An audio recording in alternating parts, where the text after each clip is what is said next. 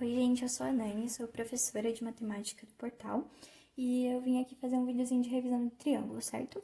Bom, o que a gente precisa saber sobre triângulos nessa aula é definir, saber os elementos básicos, as condições de existência, depois classificar, saber traçar as assevianas e poder saber os casos de congruência dos triângulos, certo? Então, para definir um triângulo. Bom, se a gente tiver três pontos que não são colineares, ou seja, que não pertencem à mesma reta, e a gente ligar eles entre si, a gente vai formar uma figura chamada triângulo, certo?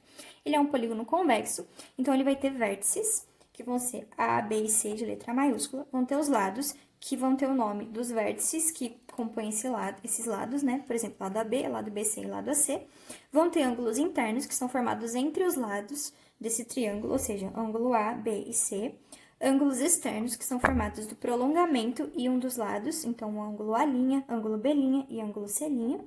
E através disso a gente consegue outras propriedades. Então, por exemplo, o perímetro, ele é a soma das medidas dos lados. As medidas, elas vão ganhar um nome de acordo com o vértice oposto a ela. Então, por exemplo, o lado BC, ele é oposto ao vértice A, então a medida dele vai ser Azinho.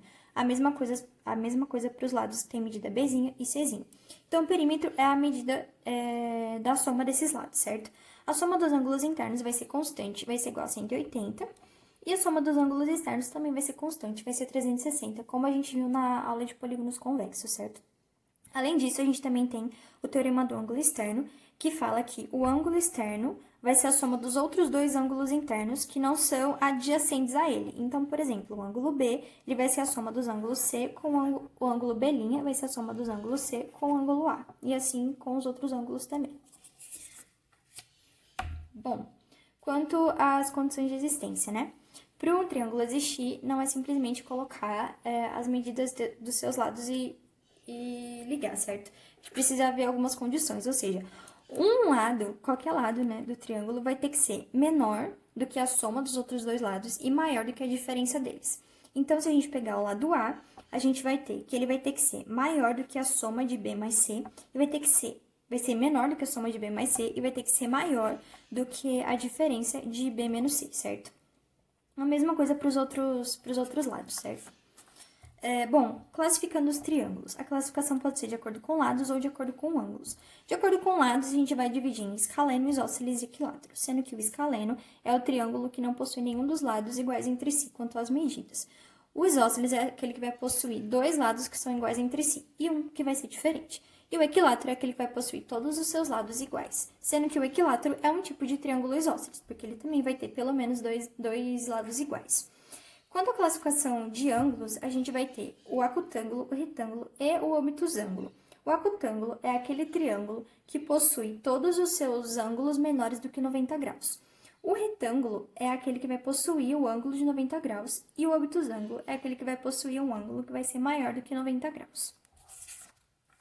Bom, as sevianas são retas que vão sair de um vértice do triângulo e vão chegar ao seu lado oposto ou no prolongamento do seu lado oposto e vão ter algumas propriedades, certo? Então, as sevianas que a gente conhece são altura, mediana e bissetriz, que pode ser interna ou externa. Bom, quanto à altura, a altura ela vai sair de um vértice e vai chegar ao seu lado oposto, fazendo um ângulo reto, ou seja, de 90 graus. Bom, para um triângulo qualquer, a gente pode pegar a altura relativa ao vértice A. A gente vai sair do vértice A e chegar do lado oposto fazendo 90 graus. Para um triângulo obtusângulo, às vezes a altura vai ser fora do triângulo. Ou seja, você vai precisar prolongar o lado para você poder fazer o encontro, certo? E o encontro, né, o ponto de encontro das alturas, é o que a gente chama de ortocentro, certo? Se a gente prolongar as alturas desse triângulo obtusângulo, a gente vai encontrar o ortocentro dele aqui. Bom, a mediana, ela é a seviana que vai sair de um vértice e vai chegar do lado oposto, dividindo esse lado em duas partes iguais. E quando as medianas se encontram, elas vão formar o ponto G, que é o baricentro. E o ponto G, o baricentro, ele vai dividir essa mediana de uma maneira constante. Ou seja, ele vai fazer uma proporção de que o lado menor vai ser metade do lado maior. Ou seja, PG vai ser a metade do lado AG. Ele vai fazer isso em todas as medianas. A bissetriz, ela é a reta, né, que vai sair de um vértice e vai dividir o ângulo que decorrente desse vértice, né, vai dividir em duas partes iguais. Ela pode ser vai dividir o ângulo em duas partes iguais, tanto o ângulo interno quanto o ângulo externo. Então, a gente vai pegar o ângulo interno e dividir em dois, e a reta que vai dividir esse ângulo em duas partes iguais é o que a gente chama de bissetriz.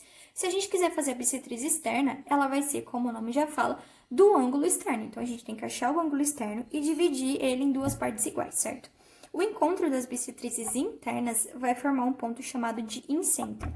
E o incentro, uma característica que ele tem é que ele vai ter a mesma distância de todos os lados do triângulo, certo? E a bissetriz interna, ela vai trazer algumas propriedades para o triângulo, como algumas razões de semelhança, certo? E essas razões vão levar a esse teorema, que diz que esse lado tá proporcional a esse, assim como esse tá para esse, certo? Bom, no final, a gente vai ter os casos de congruência. Bom, e o que é congruência de triângulos, né? Congruência de triângulos, ela vai dizer que dois triângulos vão possuir seus lados e os seus ângulos correspondentes de mesma medida. E, bom, existem os casos de congruência. O que são os casos de congruência? Eles vão apresentar pra gente condições mínimas para que a gente possa garantir que aqueles triângulos são iguais entre si quando a gente for comparar esses triângulos. E por que a gente tem que ter esses casos de congruência? É justamente para facilitar a vida. Você não precisa conhecer tudo de todos os triângulos para saber se eles são iguais ou não entre si. Se você souber esse mínimo de coisas, você já pode assumir com certeza absoluta de que vão ser triângulos iguais entre si. Então, a gente divide essas condições em 4 casos, certo? A gente tem o lado, o ângulo, o lado, que é quando você vai comparar dois lados dos triângulos e o ângulo que está entre esses lados. Se eles possuem lados iguais e o triângulo e o ângulo entre esses lados é igual também, a gente pode dizer que são triângulos congruentes. Dentro do caso lado, ângulo, lado, a gente tem um caso especial, que é a hipotenusa cateto, que é o quê? A gente vai comparar dois triângulos retângulos, certo? Se dois triângulos retângulos tiverem a hipotenusa de mesma medida e um dos catetos de mesma medida entre si, a gente já pode dizer que são triângulos congruentes, certo? A gente tem um caso ângulo lado ângulo, que significa basicamente você comparar dois ângulos em dois triângulos e o lado que está entre esses dois ângulos. A gente tem o lado ângulo e ângulo oposto, que significa o quê? Você vai comparar o lado, um ângulo que está adjacente, ou seja, que está nesse lado, e o ângulo oposto, que é um ângulo que não está ligado a esse lado. Então, vai ser o lado, o ângulo e o ângulo oposto. E a gente tem também o critério lado, lado, lado. Basicamente, se você achar que dois triângulos possuem os seus 3 lados correspondentes de mesma medida, você já pode dizer que são triângulos iguais. Não precisa, por exemplo, olhar para os ângulos.